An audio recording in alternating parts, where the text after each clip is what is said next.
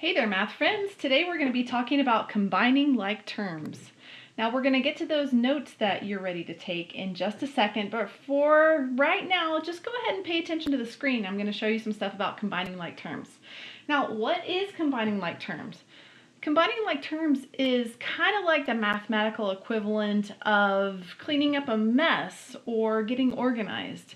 It's kind of like that. So look at what I have laid out on this piece of paper. You have x, x, x, and then you have b, and then you have another x, and then you have a y, and then a couple more y's, and a couple more b's, and then three x's.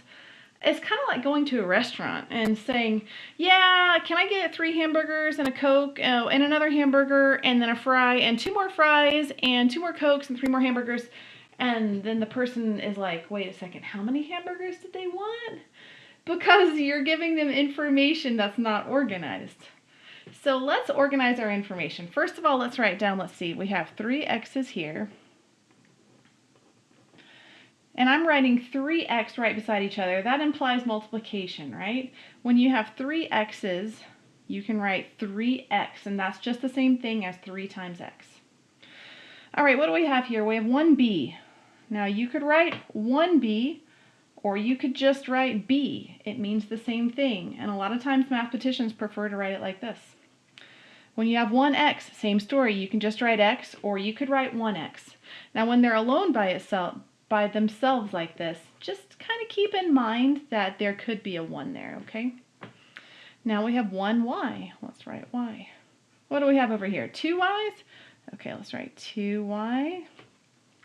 Here, 2 b's, so we're going to write 2b.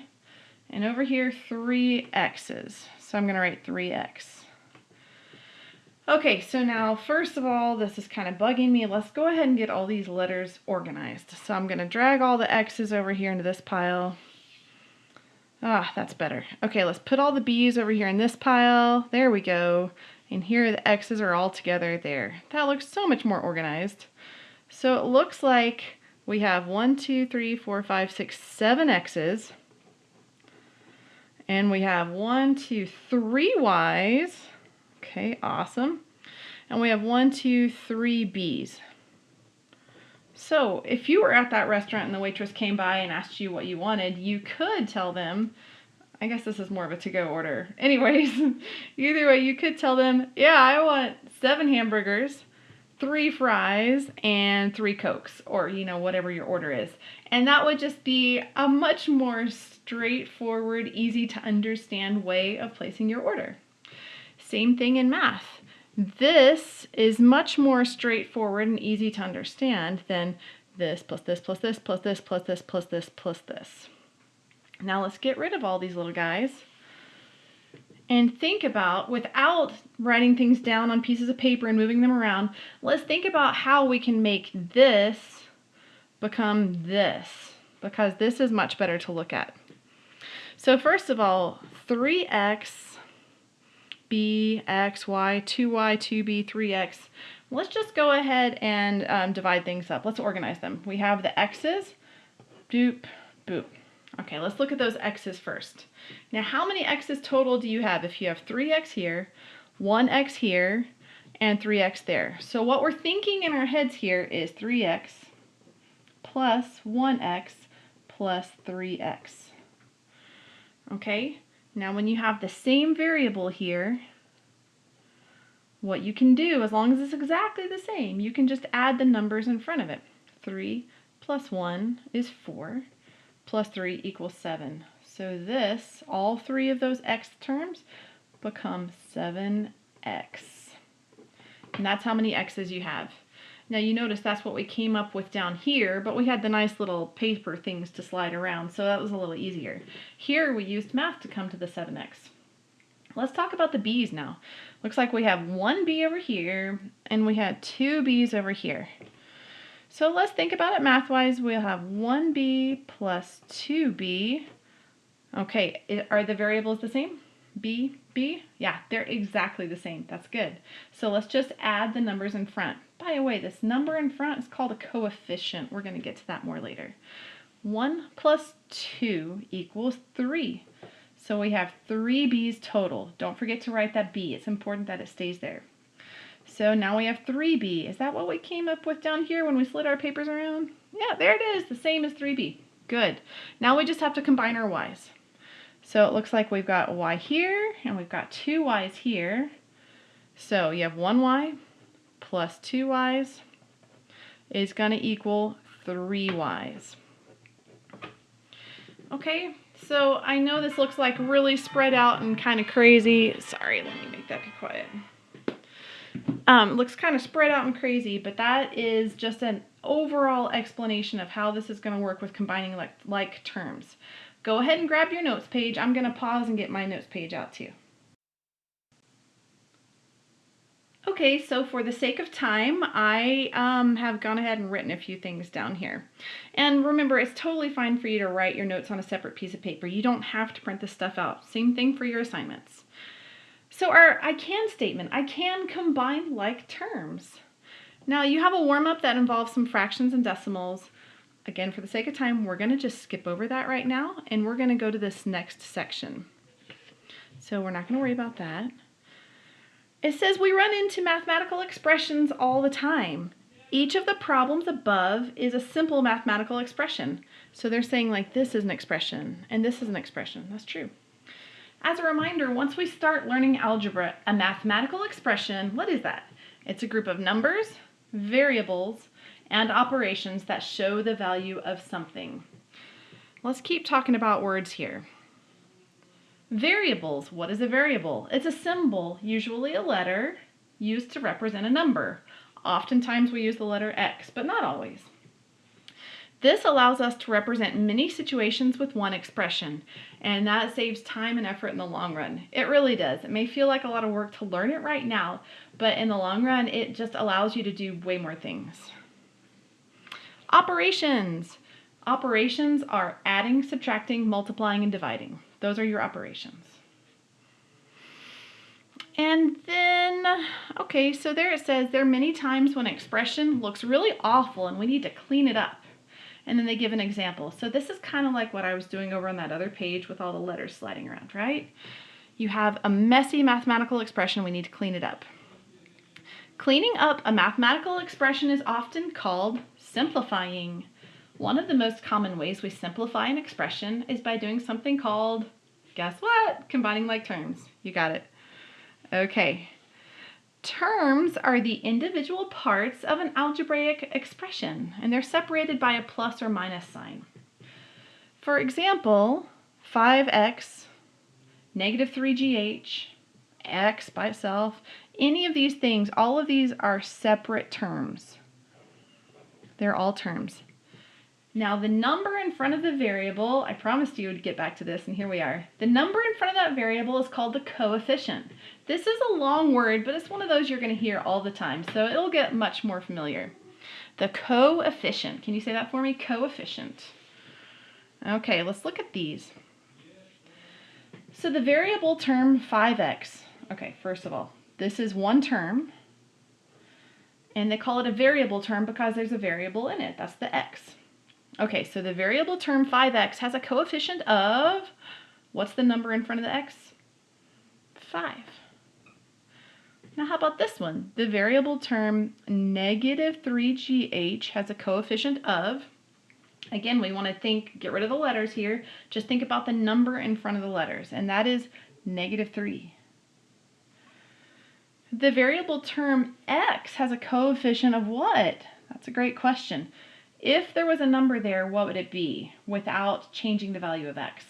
And that's where you have that 1, kind of like what we were talking about on that other page, because we just had 1x to represent, and so we wrote x. But x is the same thing as 1x.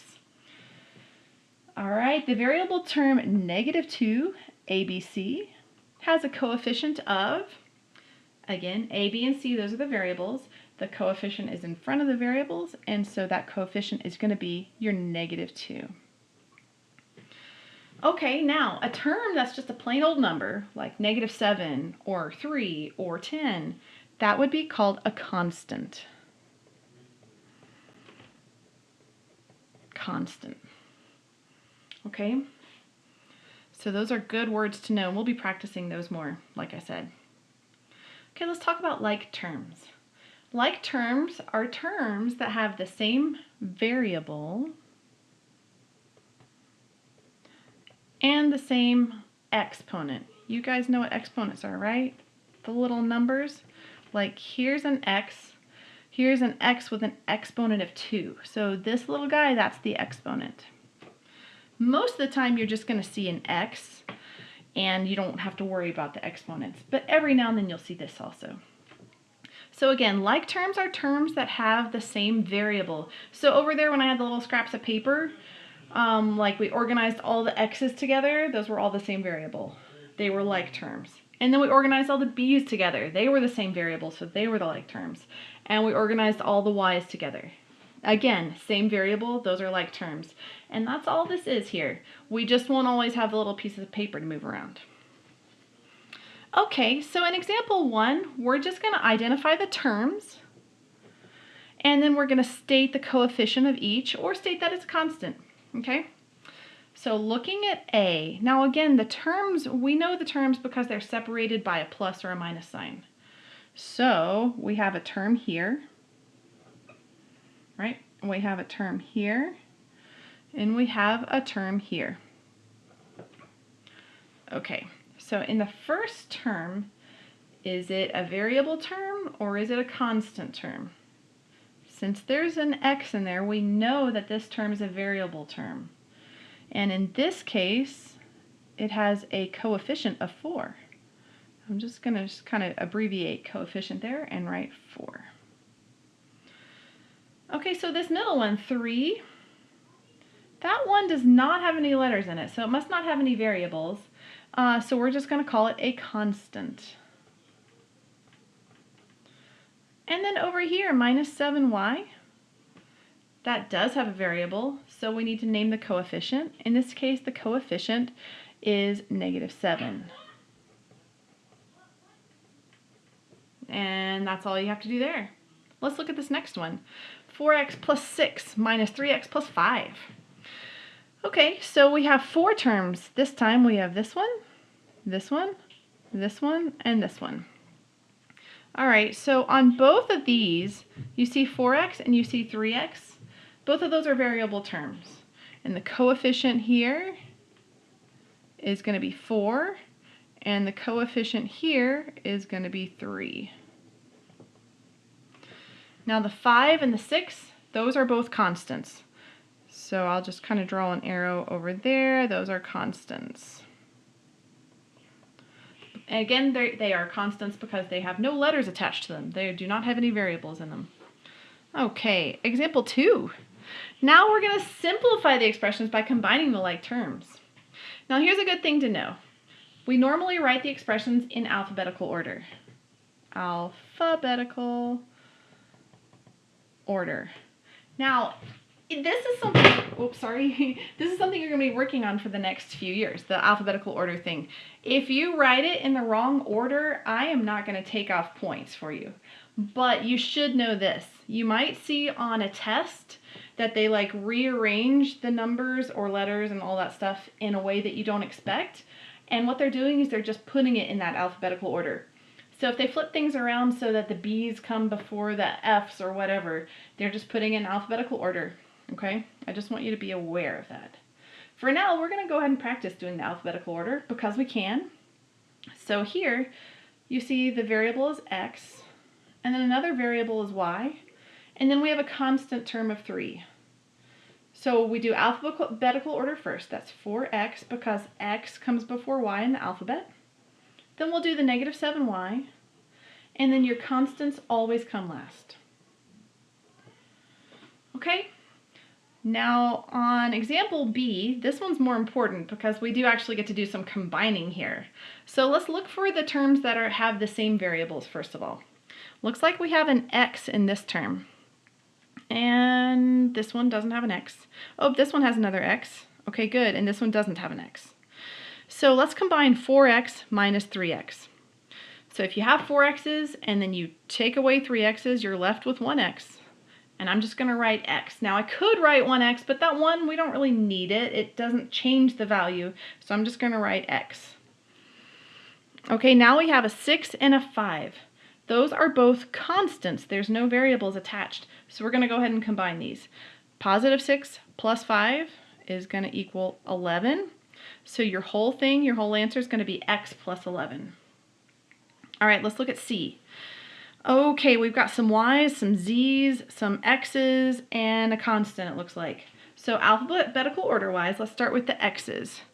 Looks like it's just this guy. So let's write that first.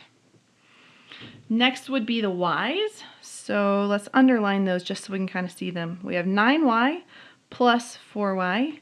You combine those together, you get plus 13y. Okay, let's look at the z's. I'll do a squiggle under those. We have negative 7z plus 4z. So if you have negative 7 plus 4, you have different signs. That means you have to subtract. So it's going to be a difference of 3z. Now what should the sign be? Take that sign from the larger number, which is that one. So it must be minus 3z. And then you come over here to the constant, and there's just one of them. So we'll just write minus 10. We don't have to combine it with anything else because there weren't any other constants. Okay? All right, reminder here, all constants are blank terms, so they need to be blank. Okay, all constants are like terms, so they need to be combined. In other words, anytime you see constants, go ahead and combine them, definitely. Let's go to the next page of notes. All right. Example 3, simplify each expression by combining like terms. Okay, this is more of the same. So here we have g's and h's and constants. Let's get our g's out of the way first because g comes first in the alphabet. Okay, 7g minus 9g. Again, we have different signs, so we better subtract. That's going to leave a difference of 2. Take the sign from the larger number, that's going to be negative 2g. Okay, good. Next up, let's do our h's. We have 2h and we have 3h. They're both positive, so add them together and we get 5h. And then it looks like we have a minus 7 and a plus 6 for our constants. Negative 7 plus 6, that's going to be negative 1. And that is our fully simplified answer. Let's look at this one. Okay, now this one is very interesting, and I'm glad we're looking at it because we've got multiple letters here. Oh my goodness. Here's what you need to know. When you have multiple letters, they have to match exactly if you want to combine them. So, like you have a negative 2xy here. Is that the same as yz? Well, the y is the same, but the x is not and the z are not, so you cannot combine those. But you can combine it with this xy here, the minus 4xy. So negative 2xy minus 4xy. Looks like you have same signs, so you're going to add them. And it'll be negative 6xy for that total. Okay, let's look at what else we have. We have some terms with a yz there. Okay, so let's just do a squiggle under those. So 3yz minus yz, in other words, 1yz.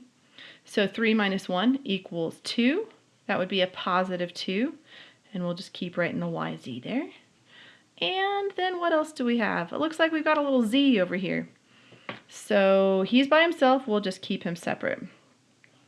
When you have a bunch of different letters and things like that, don't worry about alphabetizing them. Just put them down and it'll be totally fine. Okay, and that is all I have for you. Let me just show you really quick on your assignment. So on the first page, you've got these 18 problems, just like you see. Let me zoom out a little bit. You got the first 18 problems. I mean, the whole page, which is 18 problems. On the second page, only do these 4 problems, 4, 5, 6, and 7. Okay, so that's 22 problems total. Some of them will go really fast. In fact, there's not many of them that will take you a super long time. So the 22 problems are pretty manageable. And if you have questions, you guys let me know, okay? Bye!